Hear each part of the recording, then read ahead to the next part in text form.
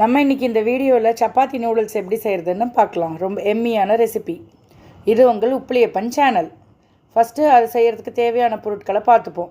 2 வெங்காயம், 2 தக்காளி, ஒரு குடமிளகா, கொஞ்சம் கேபேஜ், 2 பச்சை மிளகா, கொஞ்சம் கொத்தமல்லி எடுத்து வச்சுப்போம்.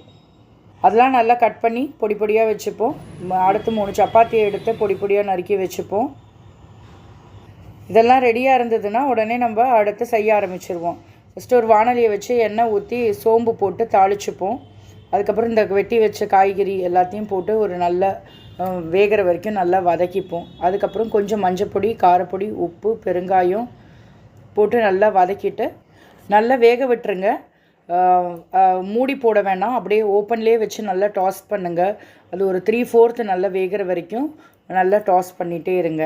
அது கொஞ்சம் நல்லா 3/4 வெந்ததுக்கப்புறமா உங்களுக்கு இந்த வெட்டி வச்சுருந்த சப்பாத்தி இப்போ எடுத்து ஆட் பண்ணிட்டுருங்க. இதில் அதையும் ஆட் பண்ணிவிட்டு மேலே உங்களுக்கு கொஞ்சம் இன்னும் ஸ்பைசஸை இன்க்ரீஸ் பண்ணுறதுக்கு கொஞ்சம் சாஸ், உங்கள் குழந்தைங்களுக்கு பிடிக்கணும் சாஸ் ஆட் பண்ணிக்கோங்க.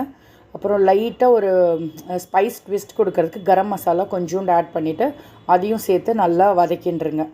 வதக்கிட்டு மேலே அந்த கொத்தமல்லியை தூவி இறக்கிடுங்க. இப்போது எம்மியான சப்பாத்தி நூடுல்ஸ் ரெடி. அப்புறம் என்ன, சர்வ் பண்ணி சாப்பிட வேண்டியது தான். அது கூட கொஞ்சம் பீட்ரூட் மக்கானாவும் ஹோம்மேட் பட்டர் மில்க் மசாலா போட்ட மோரும் சும்மா எம்மியாக இருக்கும்.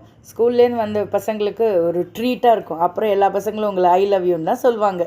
அப்படியே நம்ம ட்ரிக்கான எல்லா காய்கறி, பீட்ரூட்டு, அந்த பட்டர் மில்க் மசாலாவில் தேவையான இன்க்ரீடியன்ஸ் எல்லாம், ஸ்ட்ரென்த் இன்க்ரீடியன்ஸ் எல்லாம் போட்டு அவங்க இம்யூனிட்டியை பூஸ்ட் பண்ணிட வேண்டியதுதான்.